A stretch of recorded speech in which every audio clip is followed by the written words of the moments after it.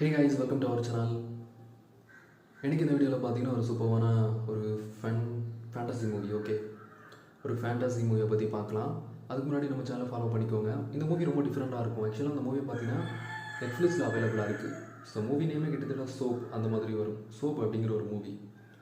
இந்த மூவியோட ஸ்டார்டிங்கில் நம்ம ஹீரோயின் ஒரு பெரிய ஆக்ட்ரஸ். ஓகே, ஸோ ஒரு ஆட் ஷூட்டிங்காக ஒரு பில்டிங்கில் ஒர்க் பண்ணிகிட்டு இருப்பாங்க.